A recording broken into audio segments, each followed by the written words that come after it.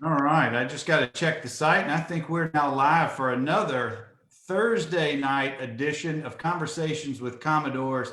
And I have the pride of Hale County, Alabama, with us this evening. Good to see you, T. I appreciate you making some time for tonight's discussion. Man, I appreciate you for doing this because I've been able to see, like when you had James Manley on, I played with James Manley. And we used to actually ride from Nashville down to Tuscaloosa because that's where I'm from. So I didn't have a car. When he was going down, we would ride together. Jamie Winborn, another guy that I played with, man. So we had these guys on, man. It's refreshing to see what they're doing now in life after football. So I should be thanking you for putting together the platform. Oh, this is all my pleasure, but I got to call you out. Greensboro is not Tuscaloosa. We know that. I'm in Jefferson County. I know Hale County. I'm there all the time. They've got some good eats there. We got some food, yeah. No, it's definitely not Tuscaloosa. It's just that people who aren't from that area, you got to say Tuscaloosa to give them a place on the map. That's right. I think we got 3 traffic lights down there. That's about it. That's right. One of those unfortunate storms comes through in the spring. You may only have 1 light. But I just want to let you know that I know where you're from. I've been there many times. Don't talk about my little town. And you're not too far from Zach Stacy's hometown either. Correct. And actually, when Zach was coming through, we played Bibb County when I was in high school. So actually, one day when he was at practice years ago and I was out and I spoke to him, I was like, man, you're a homeboy. I played against your high school back when I was in high school. So, yes, you are correct. Hey, Bibb County is so small, guys. For those of you who don't know, the one judge for Bibb County has 5 counties that he is in charge of. And if you have a hearing with him, you got to call him on his cell phone because he may be on a tractor out in the field somewhere. And I've had an opportunity where I've actually met him at the courthouse where he's opened the courthouse doors, still wearing his work clothes, throws his robe on. He says, all right, what do we got? And just, he still smells like the farm. But anyway, that's a whole nother day, whole nother discussion. Welcome to Alabama. That's right. Well, it is my pleasure speaking with T tonight. Man, we've got so many guys rolling through here. Let me give you some shout outs, T, before we get started. OJ Fleming, Jason Smith, Gary Gerson, Patrick Fitch have rolled in thus far. And you know Patrick, but what you don't know Patrick from way back in the day, we grew up down in Dothan, and I've known Patrick for a long, long time as well. Man, it's funny you said that because what up, OJ? I played with OJ, and Patrick and I stay in close contact to this day. We're members of the same fraternity, Kappa Alpha Psi at Vanderbilt. So the names you just mentioned, man, I'm still close to these guys even to this day. And one of the great things that I for Pat is he was the first African American to be council president or government president. Yep. Now, T, my Wi-Fi gets a little wonky this time of the day. In and out, just hang with me. We'll come back and we'll be able to keep going. Oh, that's not a problem. I see you are what you represent. I know you always do. So instead of my usual, hey, let's kick it back to Greensboro, what is it that makes you so proud now as a grown man, middle-aged man, a father, a businessman? What makes you proud to be a Vanderbilt Commodore? Ooh, that's a great one. I think the number one thing that stands out is what I learned on campus being there and the way the staff and the culture of Vanderbilt prepared me for where I am today. Mm-hmm. You know, quite honestly, my story is a little bit different when it came to football. I got redshirted my freshman year, and my sophomore year, I blew my hip out. I basically had a hairline fracture on this right hip. And it's something that eventually would have happened, you know, over time anyway, just the way I grew fast. And, you know, so the career ended quickly. And I was one of those guys who, when people say, make sure you get your education, mm-hmm. You know, my dad always talked about that, you know, but as athletes, we don't think that, you know, you're going to get hurt and it's over. And I was devastated because I'm like, I played sports and I was different than most guys. A lot of guys played only football. I played all 4 sports in high school. And so now my first time in my life from the age of 4, and now I'm 20, and I can't play an organized sport. I literally called my mom and was like, Mom, I think I got to come home. She said, what do you mean? I was like, I don't know what it's like to be a regular student. I'm used to cramming practice from 3 to 7, and now I got to eat, and then you got study table, and now I got a whole day to study. Like, I don't know, what do you do with your time? And the support staff there, Kevin Colin at that time was worked in the Champ Life Skills department.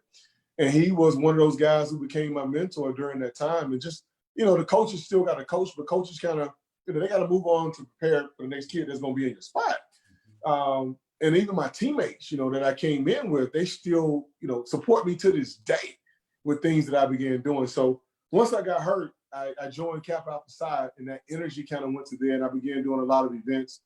I started an event planning company. And, during that journey, Kevin Colin because he's still one of my mentors even after football. And I said, man, it's just, if I don't get hurt, my goal was just to play. I just wanted to start. And I was putting everything in place to learn the defense and feel like I was on the right track, had the size, okay speed. I just wanted to start in the SEC. That was like a dream of mine as a kid, growing up with Alabama and Auburn football. I was like, I want to start in the SEC. And so my journey, Kevin Colin broke it down best. He said, you know what? That wasn't part of your journey. That's what he mean. He said, that wasn't your journey. He said, because you got hurt, you were able to start a business in college. Not many guys can say that. So when I jumped out and actually graduated, a lot of things that guys struggle with in the business world, I already knew. I already knew what trademarks were. I already knew the benefits of setting up an LLC. And so that was one of the things. And even to this day, I just sold one of my teammates, Rosie Noble.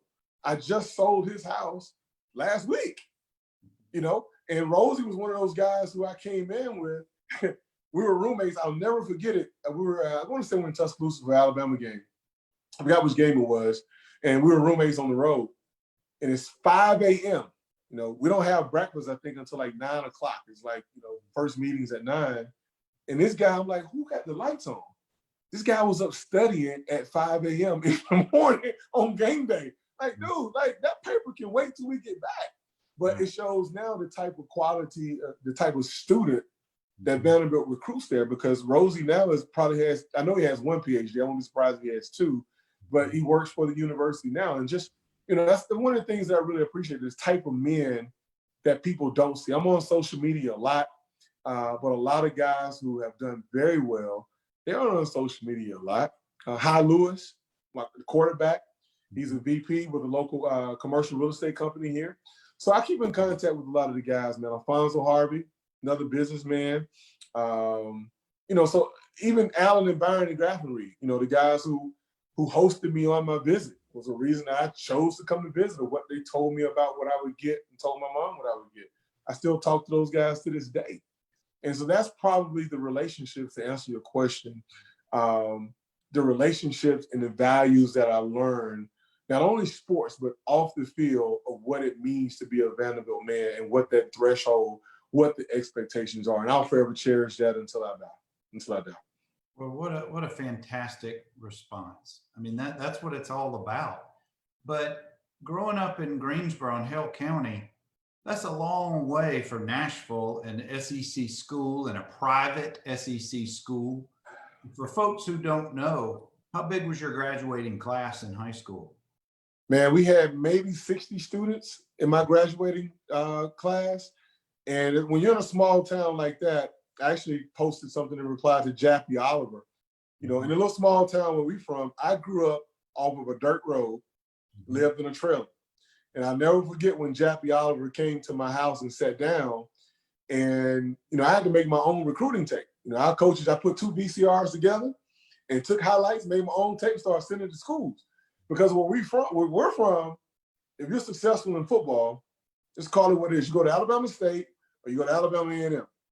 There was no one at that time that could help me when I said I want to play in the SEC, because no one had ever done it. We had 2 people who played in the SEC. Chester Bragg had played at the University of Alabama, and a guy who actually recruited me to University of Tennessee, Chattanooga, to UT Chat, Lorenzo Ward. He was from Greensboro. He walked on to Alabama, and he's been coaching college. I think he's still in the NFL now.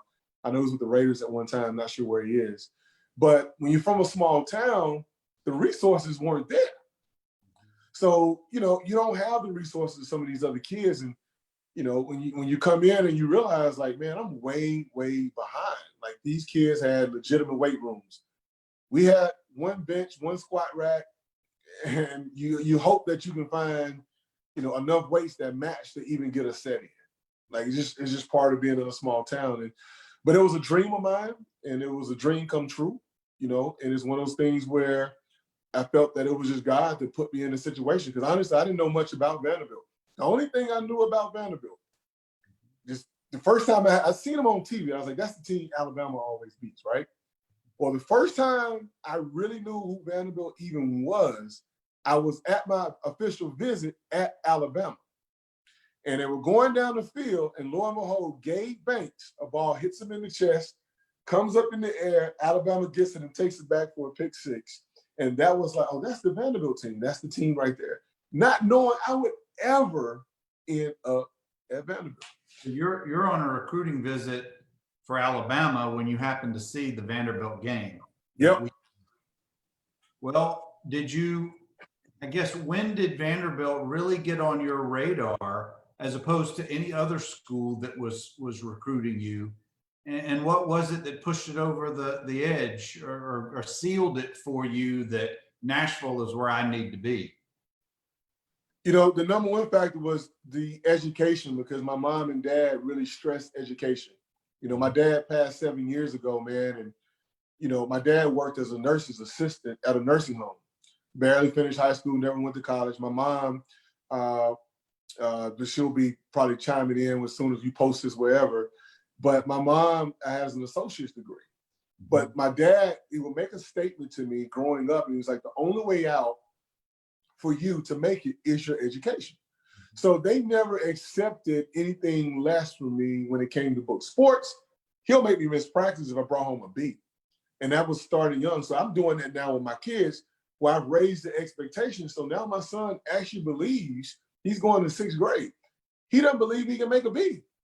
Now he actually believes that. And that's what my dad did to me. So when the education part, and I started, talking to people, and that was number one. I guess my parents were saying, hey, you're going to get a great education by being there. But number two, I also had an English teacher. I graduated salutatorian, but I had an English teacher that told me that I wouldn't make it at a school like Vanderbilt because it was an academic school. And I kid you not. And in his defense, his name was Robert Island. And I don't even know if Mr. Island is still living. But in his defense he felt that I didn't apply myself a lot of times in the classroom, because I was the guy who once you kind of talk about it in the classroom, I could figure it out. I didn't have good study habits. And I got exposed my freshman year when I got to Vandy, and the teacher comes in and says, hey, read these 4 chapters, class is missed, I'll see you Wednesday. I'm like, well, we're not going to talk about it. I got to figure this out on my own. That's right. That was a culture shock. So those were probably the things, kind of the motivating factor. But I have to say my parents, man. And then when I came to the university and I realized that Tennessee State and Fisk, I was like, it's a lot of nice looking ladies. Oh yeah. I saw how big Nashville was compared to other schools. I was like, And lo and behold, I ended up marrying my wife. I ended up marrying a lady from Fisk University. So didn't you take classes or graduate from programs at Fisk and Tennessee State?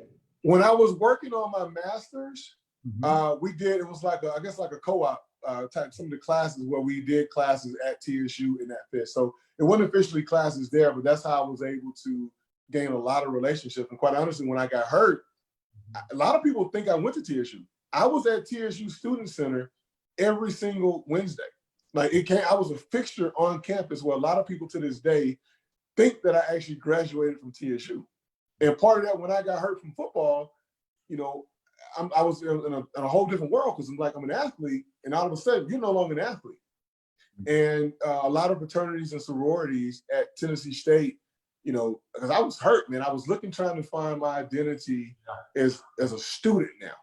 And there weren't many fraternity members, African-American fraternity members on Vanity's campus. So TSU became home and Fisk became home. And they adopted me as the little brother.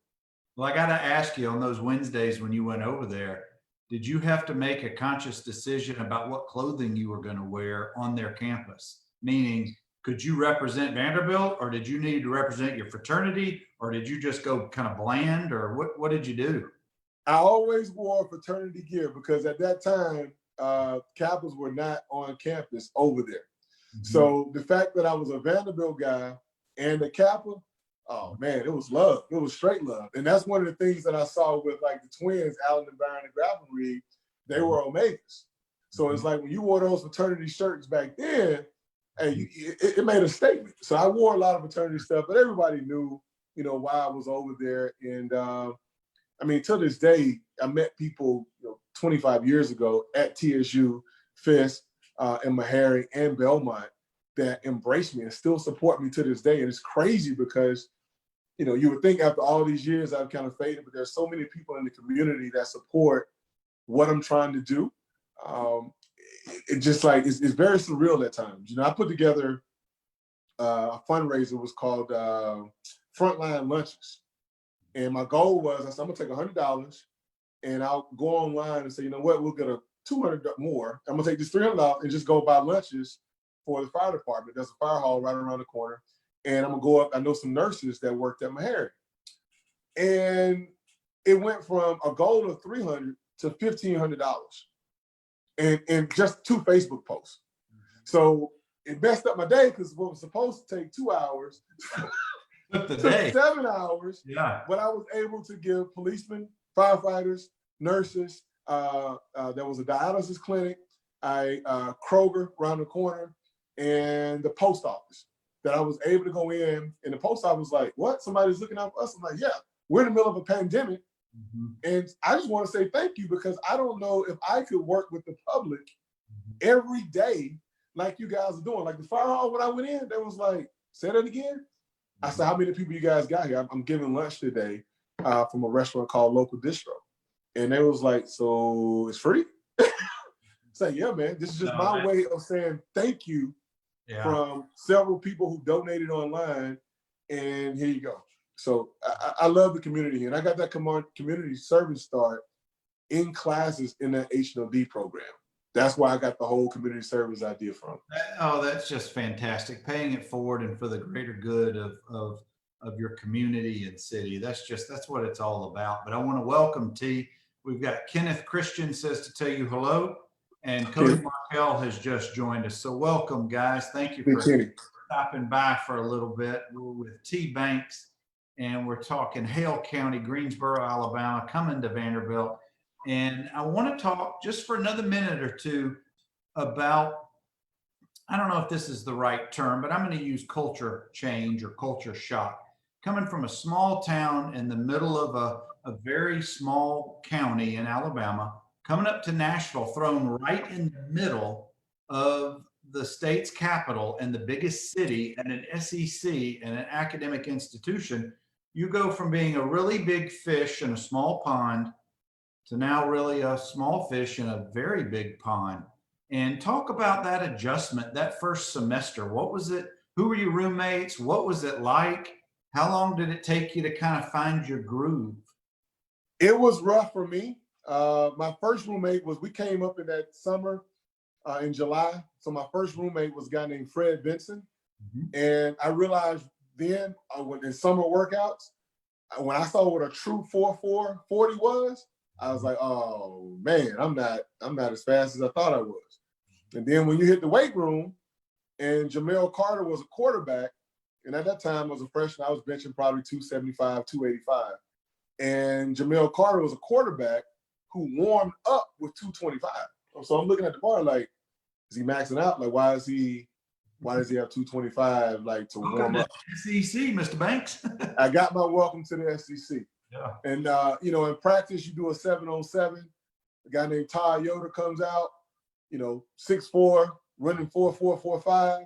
Mm-hmm. And I'm supposed to be guarding, and he turns left and gives me the head move, and he's so quick and going the other way. I'm like, oh, this is not Greensboro, Alabama anymore. Mm-hmm. So you realize, and that's the difference with a lot of programs, I think, that I had to adjust to really quick, is you realize, like, yeah, you are the big fish in Greensboro, but when you get to the SEC and you got to fill the hole and you got to hit Paul Morgan or Royce Love as a fullback, that's 260, and you got to meet them up in that hole. It's a different type of football. And so it was rough because that going to bell buckle, I think as well. I was like, man, y'all got us out here with, got to take showers in cold waters. I feel like I'm in prison. You're away from everybody, no TV. It's all football. Like, y'all ain't gonna watch no TV or nothing. So it was a culture shock, because I realized how unprepared I was compared to other students on what they got in high school and the resources that they had. And, when school started, in the classroom, and you sit in the classroom and kids already have 12 hours of credit, and people say, well, I had an argument the other day. This guy was like, well, it won't be any harder than any other school. Well, brother, let me tell you, I know guys that played at UA, barely went to class and graduated. If you barely go to class at Vanderbilt, you will be at home. It's just that simple. Like, the professors do not care that you're an athlete. The culture is different. I even had a chemistry professor that walked in and said the first day, 40% of you guys are going to fail my class. So I'm like, well, can I be like in the middle somewhere? And it was my first time in my life getting a D. I got a D in freshman chemistry. And it's all because it's like they give you 3 chapters. It's up to you to figure it out. And so it was a culture shock for me, for real. I'm from Dothan, a little bit bigger than Hale County, but still not a huge town, 50, 60,000 people at the time. Mm-hmm. And I went to summer school before the fall camp, right after high school graduation, so I could get used to it a little bit.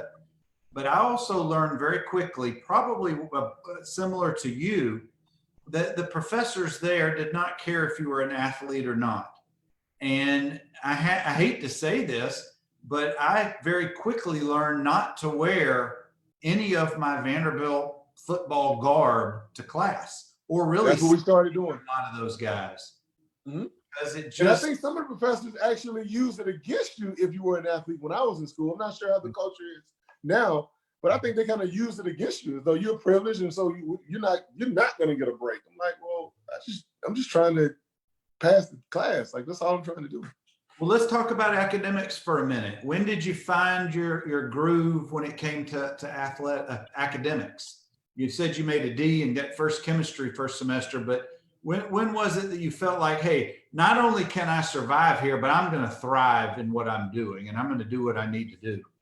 You know what? That's a great question. I found my groove when I left engineering. I came in and thought I wanted to be an engineer because I love math, okay? But that summer when I was working in civil engineering, it was mostly you doing all different types of math, geometry, calculus, and all this stuff. You're doing a lot of individual work as an engineer. You don't really have a team of people that you're around. And I'm a people person. And so one of my summer projects was, when I was that summer right before school started, was in transportation, in which when you drive on the interstate, you see those black barrels that cars run into. That was part of my summer project of looking at the elasticity of those barrels with the water in them and the impact at 60 miles per hour. How far does it go if it's at 80 miles per hour? And it was cool. I was like, man, but this is boring. Like, I'm just a statistician. I don't like this. Yeah. But I said, okay, well, this H&OD program that everybody is talking about, let me try that. And we had to write a ton of papers. But when I got to the H&OD program, it fit who I was. Until this day, actually, man, I still have books to this day that I have. This is my whole life. I still have books that I still use from this day from the H&OD program. Wait, and those aren't due back at the library anytime soon? Hey, that was the beauty. We didn't have to turn in. I didn't turn in all my books. So Vanderbilt, hey, I owe you guys, but in the athletic department, they didn't make us turn them in. I kept my books. There are a lot of books that I kept. Limitations is run. You're in the clear now. I think I'm good. And I still use them today in my business life. Like, I go back and like, what did Yucko say about this? Like, I still use some of this stuff. That's awesome. That's great.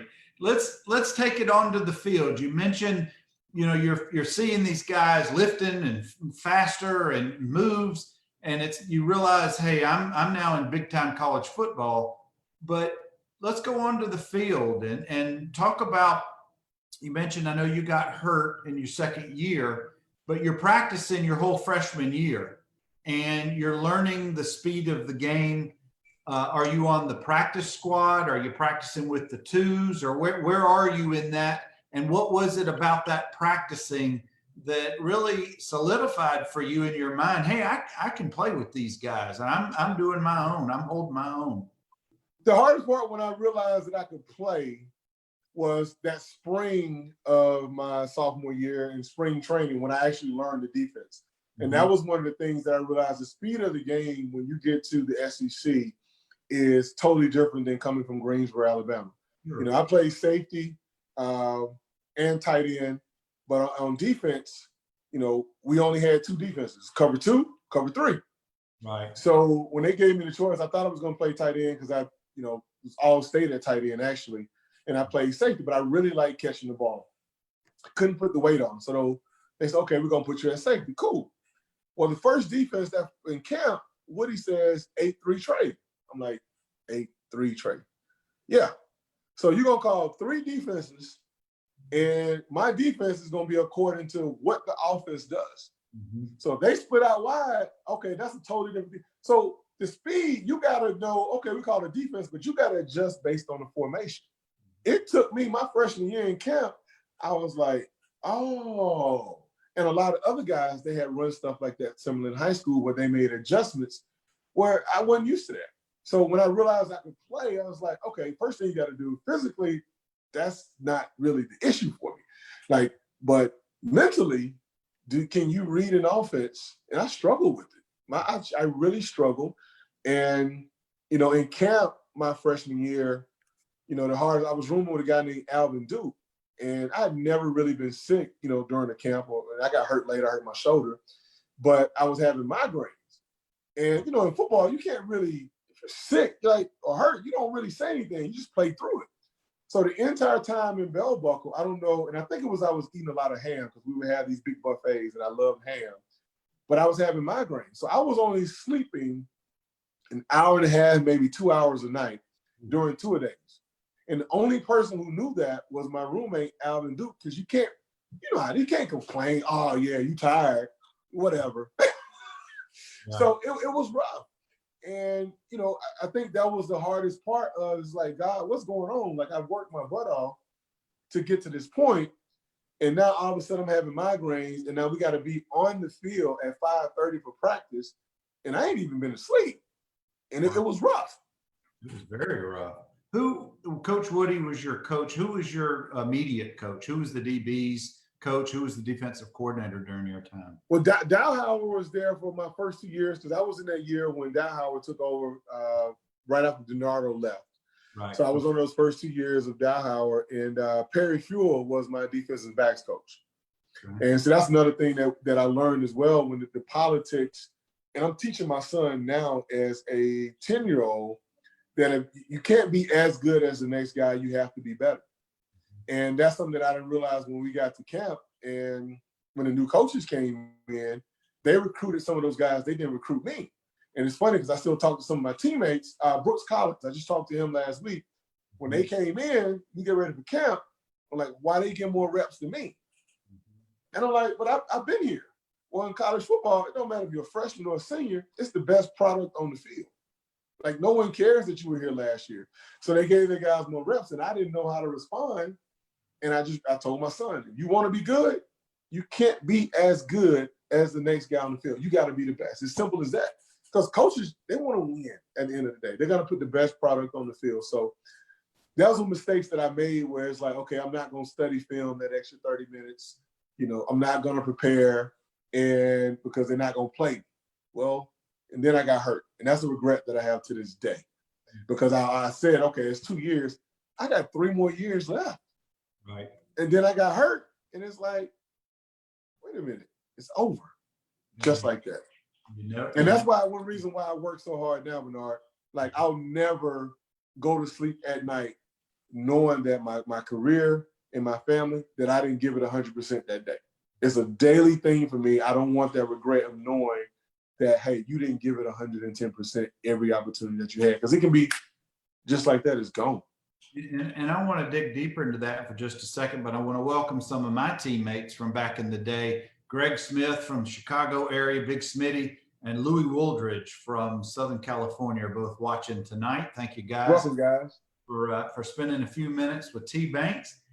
Now, T, when you were there in the mid '90s, I'm several years older than you. I graduated in '90, so I was with the Watson Brown era. So that was the coach before DiNardo. And at that time, the schedule was we only had 10 teams in the SEC. It expanded, I think, it expanded like in '92, which brought in Arkansas and South Carolina, but this was before Missouri and A&M, so they weren't in the conference just yet. Did you get a chance to travel your redshirt year or your sophomore year? Did you do any travel? Yeah, so I traveled. Like the Alabama game, you go down to Ole Miss, LSU. So yeah, I made the travel squad because I was on the practice team, and so that was one of the things that I did. That sophomore year. Some of the guys may chime in. We would call ourselves the sideline posse because we knew we weren't starters, but we took pride in lighting up the starters in practice. We was like, hey, we know in order for us to win, which I had never been on a scout team. I was like, scout team? Me? Scout? Like, I've been the stud since I was 4 years old. And a lot of us took pride in preparing the starters to get ready for our game. So, that was fun too. Those relationships, man, I think I'll just forever cherish, because now that you know what it takes and you see guys go through the injuries, and be able to fight back and play hurt. A lot of people don't see that. They don't see that on TV. The guy, No. shoulder was out of place the last play and he's still on the field. That's right. Let's talk. I've heard what I'm hearing from you are so many life lessons that you're now sharing with your sixth grader. And before we get to that, where are you in the cell phone versus no cell phone for a 10-year-old? Is he asking for one? Does he have one? Where is he in that argument? Hey, so my 10-year-old does have a cell phone. It is one of my old ones. I refuse to buy a 10-year-old an $800 phone. So he has my old iPhone. It only works on Wi-Fi, but he uses it. It's different when we were growing up because he's on a travel baseball team and they had a really good year. They end up being number 1 in the state, number 5 in the country. Oh, wow. It's a very intense travel baseball team. As a matter of fact, he's at football camp right now. He's his first year in pads. But I got him a phone for communication. Is he on Corb's short list? Does Corbin know his success on baseball? You got to start him. Oh, trust me. I made sure that the videos, and I'll post it later in this group, his videos are in that building. Like, they know who Champ Banks is. Now, of course, he's only 10. He's going to maintain this for some time. That's right. But he led his team in home runs, and I attribute that to his coaches over the last few years because I got out of the way. I could tell him, I could see something he's doing wrong with his hands. Dad says it, but then the trainer says it, and now all of a sudden it makes sense. You could say the exact same thing, but if it's coming from Dad, nope. I was like, you know what? That's fine. I'll just go to the cage with you, and I'll shut up. I'll toss the ball. I learned that with my 2 daughters, them playing sports at that same age. I turned it over to people who they'd listen to. Okay, so I feel better about it because I'm just sitting there like, I just told you that. I had to pay this guy $60 to tell you the exact same thing we just did before we left the house. What?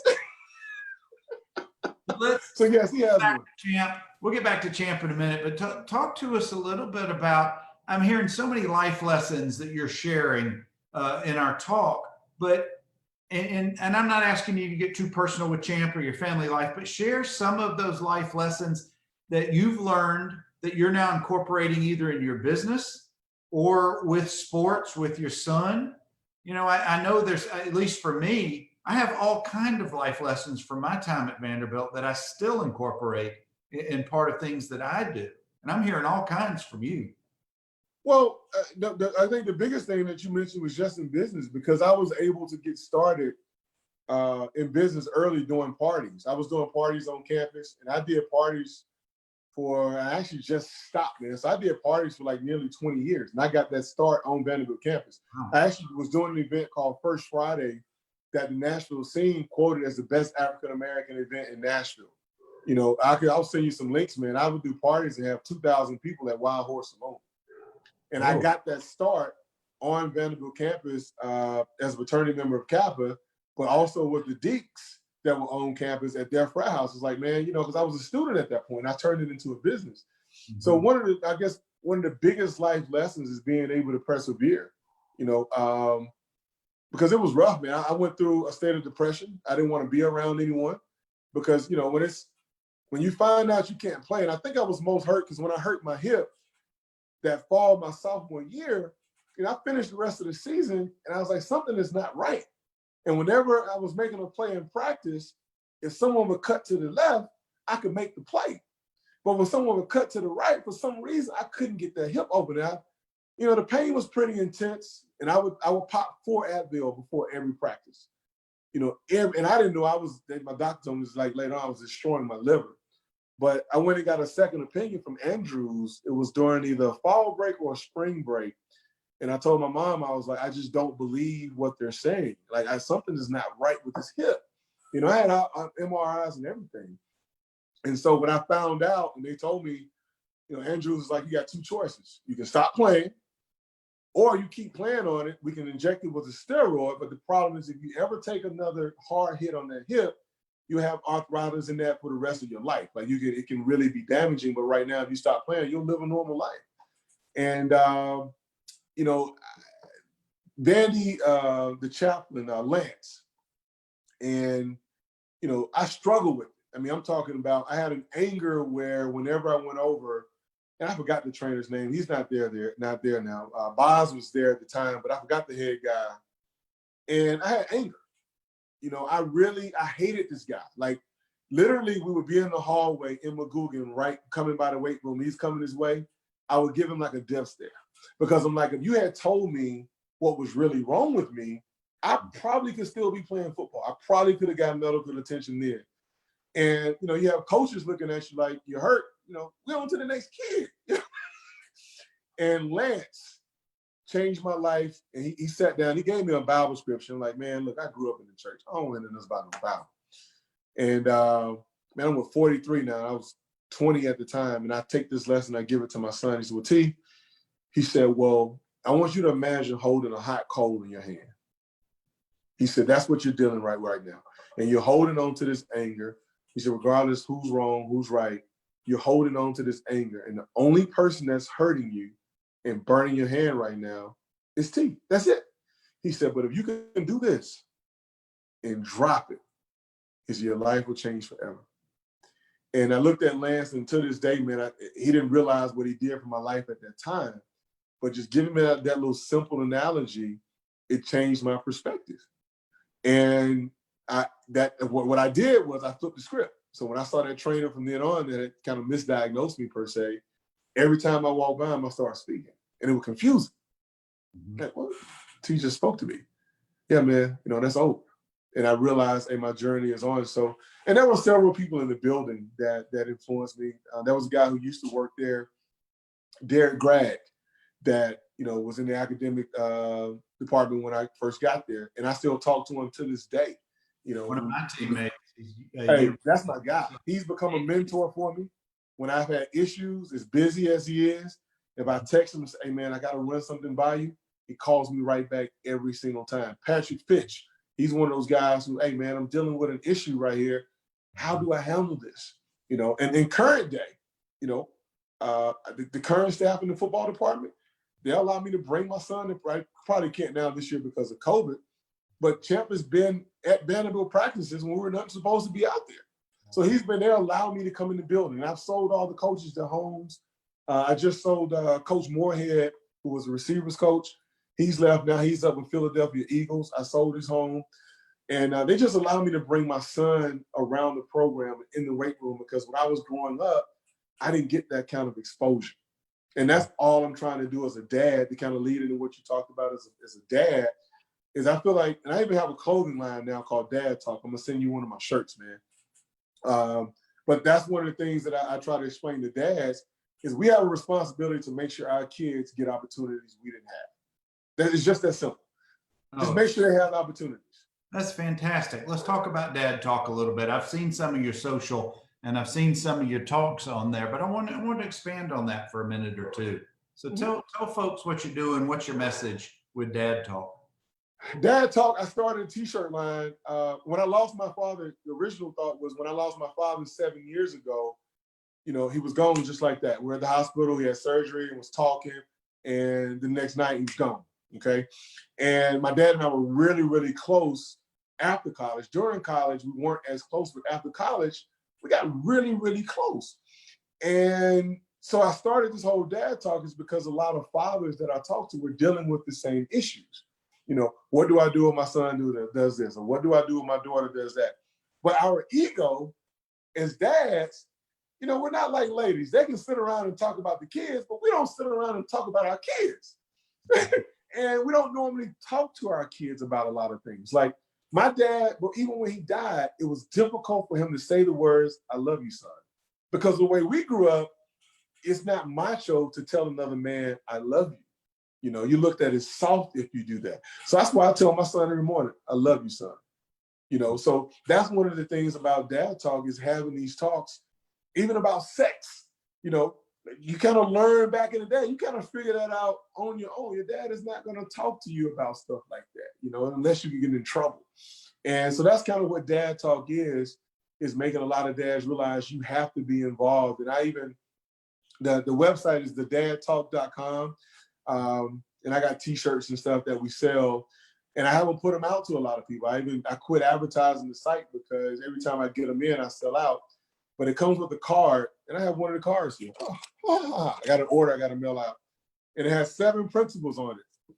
And it says, "To my children, I promise, number 1 is to be consistently present in your life, to offer no excuse in our quest for achievement, to be the best provider I can possibly be, to be your coach and your biggest fan in the game of life, to sincerely listen, not to reply, but to understand and to communicate honestly, to be the best role model I can be." And the last says, "to base my success and legacy on our relationship." And 7 principles, 7 is the number of completion. And before you buy one of my t-shirts, you have to agree, all the cards are numbered, and you have to carry this in your wallet. You have to agree to the principles. And I sold 4 today. It's just word of mouth at this point because I don't want, I'm making enough money to cover the cost on them, but I want guys to commit to being dads, because after losing my dad, I realized that within the blink of an eye, it's gone. And this last thing I'm gonna tell you about my dad, you know, since we're talking about Dad Talk, my dad taught me the lesson, and my wife is tired of me telling this story. But when I was in the 10th grade, I actually quit playing football. The week before we were playing Demopolis, and I was starting as a sophomore, right? And I already earned the starting spot. You the man, you got it. Well, I quit because I'm like, I'm gonna be a basketball star. I go home, and my dad was like, "Why are you home?" It's the week before the first game. And I said, "I'm not playing anymore." He said, "Okay, cool." That Friday night comes, we're in a small town, Alabama. There's absolutely nothing else to do but football. I get dressed, I have on a rayon shirt, some green pants, and some patent leather shoes with a silver tip on them. I stand up, my dad says, "Where are you going?" I said, "I'm going to the game with you guys." He said, "No, you quit, remember?" I said, "But what that's got to do with me going to the game?" He said, "I didn't tell you to play football. You said you wanted to play football. You started with the team, you quit on your team, so you don't need to be down there watching them." Man, I cried like a baby. That Monday morning, I was in the coach's office at 6:30 before he even got there and said, "What do I have to do to get back on this team? I can't sit at home on Friday nights." And he said, "Well, you come to practice, talk to the team first, and then we're as coaches, we'll talk, and we'll figure out what you got to do." So long story, they let me back on the team and said, "You have to run after practice every day, you know, for the next, you know, until we get to tell you got to run no more." And it was rough. You know, you got to practice full practice and then take off running. But, you know, I thought I wanted to be a basketball player and baseball player.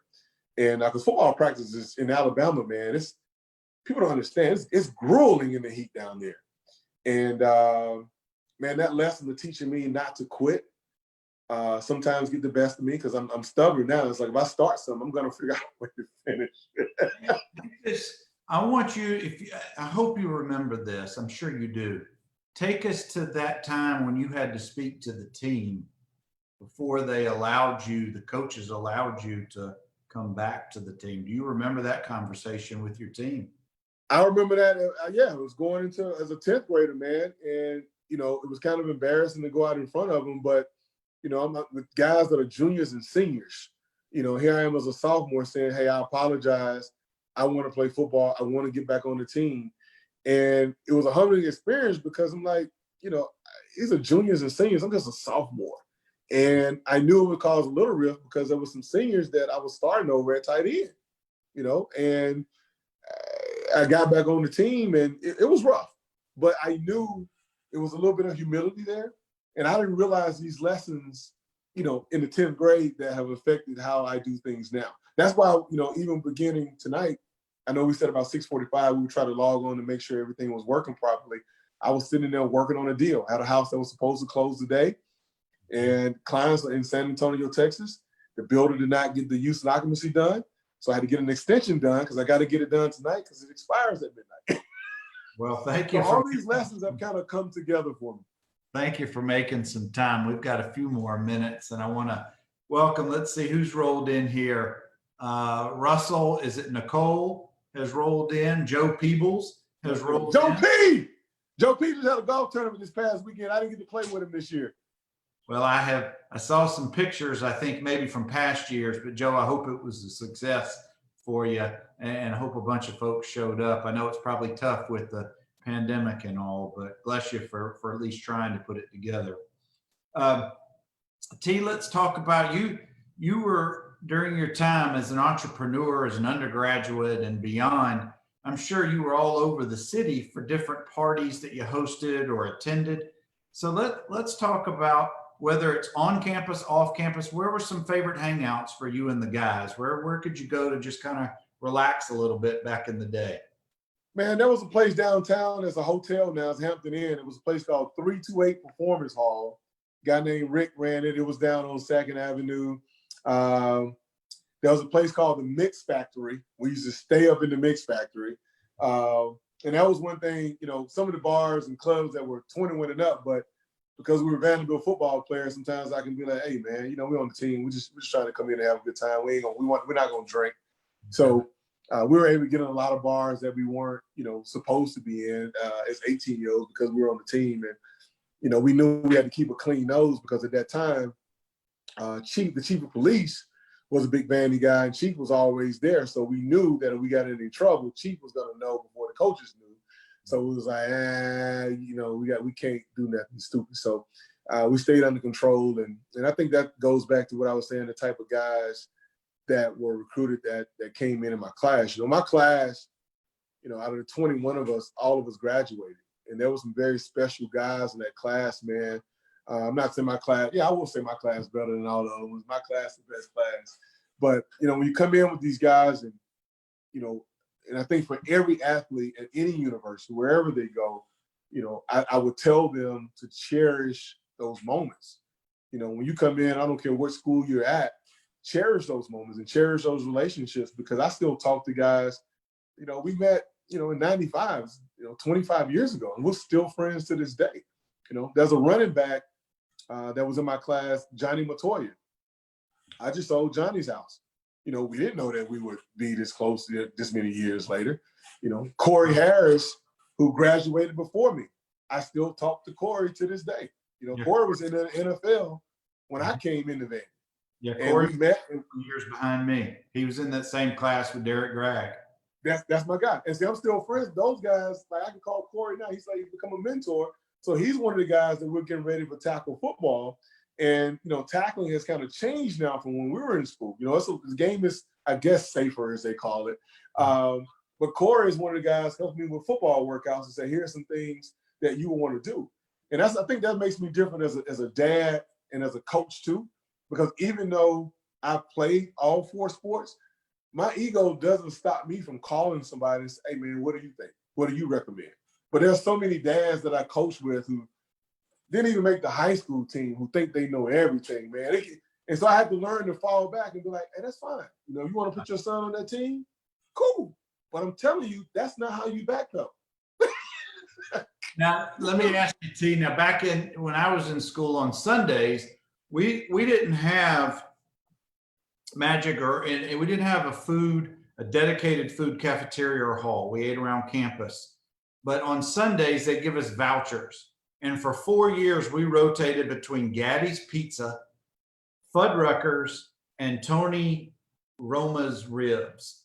So we would rotate between those three places. Mhm. On Sundays, where did you guys eat your dinners? When I say dinner, I mean the third meal of the day, supper. Yeah. We pretty much, man, when I came in, Magic was over the kitchen when I was there. And that was part of the reason why I chose Vandy as well, is because of the meal table, because, you know, he was in Sports Illustrated. So when I took my visit down to UT Chat, it's funny now, but Terrell Owens, T.O., actually hosted me at UT Chat. But we went to the training table to eat.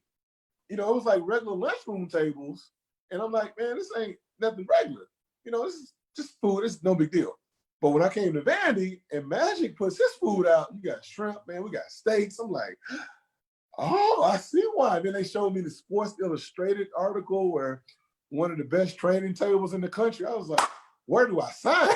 That's right. Funny thing about Terrell Owens, T.O.'s from Benjamin Russell High School near Alex City, which is right up the road from my hometown. My brother played against him a couple of years. But anyway, T, let me ask you, where was your favorite? I'm going to assume if you were a Kappa or are a Kappa, you attended and participated in step shows.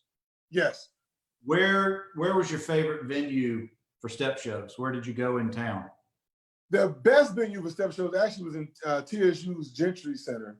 Those were some of the lively step shows that you could ever go to.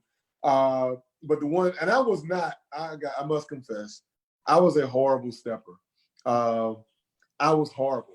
But what I did, because I was in shape, we had a step show that was in, it's right over by the medical center. I can't think of the name of the hall. They do a lot of conferences in there. I can't think of it, but it's right over by the medical center.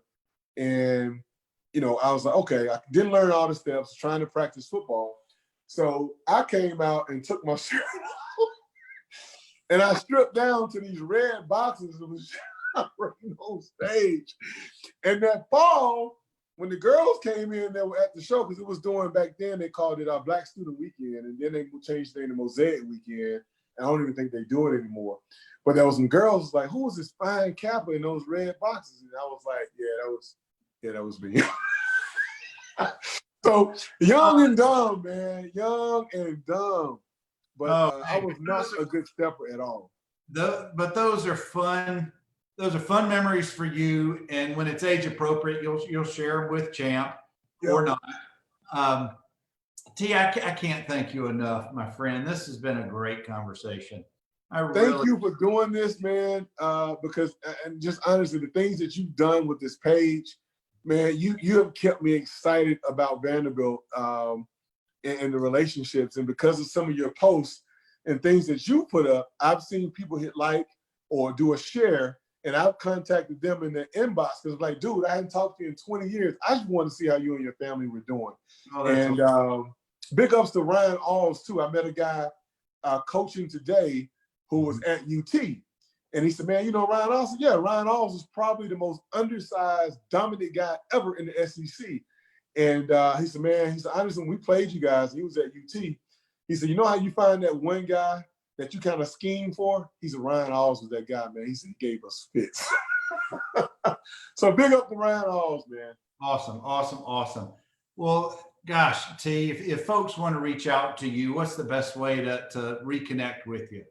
My website is teetbankshomes.com. That's my real estate website. If you want to follow my dad clothing line, you can go on the page, you click on catalog. It is thedadtalk.com. But I tell everybody, I've had the same phone number for 16 years.